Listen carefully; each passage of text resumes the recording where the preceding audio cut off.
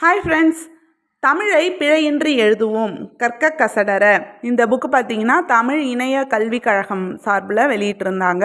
இந்த புக்கில் உள்ள ஒரு இம்பார்ட்டன்ட் கண்டென்ட் தான் நம்ம இந்த வீடியோவில் பார்க்க போகிறோம். இதில் பார்த்தீங்கன்னா பிற மொழி பயன்பாடு அப்படிங்கிற ஒரு டாபிக் கொடுத்துருக்காங்க. பல நூற்றாண்டுகளாக பேச்சு மொழியாகவும் எழுத்து மொழியாகவும் இருப்பது தமிழ் மொழி. இப்படி காலம் காலமாக பேச்சிலும் எழுத்திலும் இருப்பதாலேயும் அந்நிய படையெடுப்பு, வணிகத்திற்கான போக்குவரத்து போன்ற காரணங்களாலும் தமிழ் மொழியில் பிற மொழி கலப்பு ஏற்பட்டுள்ளது. இந்த மாதிரியான ஒரு கண்டென்ட் கொடுத்துருக்காங்க. அதுக்கப்புறம் ஸ்க்ரோல் பண்ணி கீழே பார்த்தோம்னா முதல்ல பார்த்திங்கன்னா தமிழ் மொழியில் மொழி கலப்புன்றது சமணர்கள் மூலம் ஏற்பட்டது அப்படின்னு கொடுத்துருக்காங்க. பிற்கால சோழ காலத்தில் தான் தமிழ் மொழியில் வடமொழி சொற்களின் பயன்பாடு அதிகமாக இருந்துச்சு அப்படிங்கிற ஸ்டேட்மெண்ட்டும் கொடுத்துருக்காங்க. அடுத்தது பார்த்திங்கன்னா பேச்சு வழக்கு எழுத்து வழக்கு வேறுபாட்டினை மாணவர்கள் அறியும் பொருட்டு எடுத்துக்காட்டுகள் பேச்சு வழக்கிலும் எழுத்து வழக்கிலும் கொடுக்கப்பட்டுள்ளது அப்படின்னு கொடுத்துருக்காங்க. நான் ஒரு விஷயம் சொல்லட்டா என்று தான் பெரும்பாலும் கேட்கிறோம். இங்கு விஷயம் என்பது வடசொல். இதனை தமிழ்படுத்தி விடயம் என்று கூற கேட்கிறோம். ஸோ விஷயம்ன்றதுக்கான கரெக்டான தமிழ் சொல் பார்த்திங்கன்னா விடயம். அடுத்த சென்டென்ஸ் பார்த்தீங்கன்னா, என் அண்ணா பெரிய நிறுவனத்தில் உத்தியோகம் பார்க்கிறான் என்று கூறக்கூடாது. என் அண்ணன் பெரிய நிறுவனத்தில் வேலை செய்கிறான் என்று சொல்ல வேண்டும். உத்தியோகம்னா வேலை. நமக்கு சோறு போடுற தொழில் விவசாயம் என்பதை விட நமக்கு சோறு போடும் தொழில் உழவு என்பது நலம். அடுத்து பார்த்திங்கன்னா, எனக்கு மருத்துவர் ஆகணும்னு ஆசை என்பதை விட எனக்கு மருத்துவராக வேண்டும் என்று விருப்பம் என்பது அழகு. ஆசையை விருப்பம்னு சொல்லணும். அடுத்து உமையாளோட சகோதரன் நான் என்று கூறுவதை விட உமையாளின் உடன் பிறந்தவன் நான் என்று கூறுதல் சரியானது. இது போல் இன்னும் சில சொற்களை பார்க்கலாம் அப்படின்னு கொடுத்துருக்காங்க. எல்லா சொற்களிலும் தமிழிலிருந்து வடமொழிக்கோ வடமொழியிலிருந்து தமிழ் மொழிக்கோ மொழிபெயர்த்து எழுதுதல் கடினம். அப்படி பெயர்க்க முடியாத சொற்களை ஒலிப்பு மாறாமல் ஒலிபெயர்த்து எழுதுதல் நலம் அப்படின்னு கொடுத்துருக்காங்க. இதுக்கு எடுத்துக்காட்டு பார்த்திங்கன்னா, மென்மொழியால் என்னும் பெயரை வடமொழியில் மொழிபெயர்த்தல் இயலாது. அதனை மதுரபாஷினி என எழுத முயல்வர். ஆனால் அப்படி எழுதுனா அது தவறு ஏற்படும் அப்படின்னு கொடுத்துருக்காங்க. அடுத்தது வடமொழிக்கு அடுத்து கலந்த மொழிகள். தமிழ் மன்னர்கள் ஆட்சிக்கு பிறகு முஸ்லீம் அரசர்களது ஆட்சி காலத்தில் அரபு, உருது, பார்சி மொழிகள் தமிழில் கலந்தது. அதற்கு சில எடுத்துக்காட்டுகளும் கொடுத்துருக்காங்க. ஆஜர், ரத்து, ஜப்தி, ஜாமீன், தணிக்கை, மகசூல், ஜில்லா இதெல்லாம் பார்த்திங்கன்னா இன்னும் அரசு ஏடுகளில் பயன்படுத்தப்பட்டு கொண்டுதான் இருக்கின்றன அப்படின்னு கொடுத்துருக்காங்க. இது எல்லாமே பார்த்திங்கன்னா அரபு, உருதி, பார்சி மொழியிலேருந்து வந்த சொற்கள். அடுத்து பார்த்திங்கன்னா சிங்களம், மலாய், சீனம். வணிக போக்குவரத்துகளால் தமிழகத்துக்கு வந்த மொழிகள் மலாய் மற்றும் சீன மொழிகள்.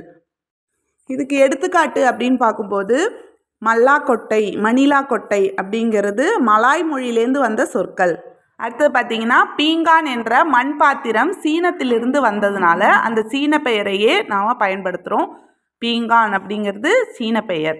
அடுத்தது சிங்கள மொழி நம் தமிழ் மன்னர்கள் ஆட்சி அங்கு நடந்ததாலும் திருமண உறவுகள் இலங்கையோடு நம் தமிழ் மன்னர்கள் கொண்டிருந்ததாலும் தமிழோடு கலந்தது. அதுக்கு உதாரணம் பார்த்திங்கன்னா ஈழம், முருங்கை, அந்தோ ஆகியவை சிங்களம் நமக்கு கொடுத்த சொற்கள். அடுத்தது பார்த்திங்கன்னா சரபோஜி கால மாற்றம் அப்படின்னு கொடுத்துருக்காங்க. முஸ்லீம் மன்னர்கள் போல நம் தமிழகத்தை ஆண்ட சரபோஜி மன்னர்களால் மராத்தி மொழி சில சொற்களை தமிழுக்கு கொடுத்திருக்கிறது. பெரும்பாலும் பார்த்திங்கன்னா உணவு பண்டங்களுடைய பெயர்களை தான் மராத்தி மொழி நமக்கு தந்திருக்கு. சேமியா, கிச்சடி, பட்டாணி, சொஜ்ஜி, ஜாடி, குண்டா, வில்லங்கம், சலவை, ஜாஸ்தி இது போன்ற மராத்தி நமக்கு நிறைய டெய்லி நம்ம பயன்படுத்தக்கூடிய சொற்களை கொடுத்துருக்கு அப்படின்னு சொல்லியிருக்காங்க. அடுத்த தலைப்பு பார்த்திங்கன்னா விஜயநகர கொடை. அதாவது விஜயநகர நாயக்கர் காலத்தில் தெலுங்கு, கன்னட சொற்கள் பெருமளவில் வந்திருக்கு.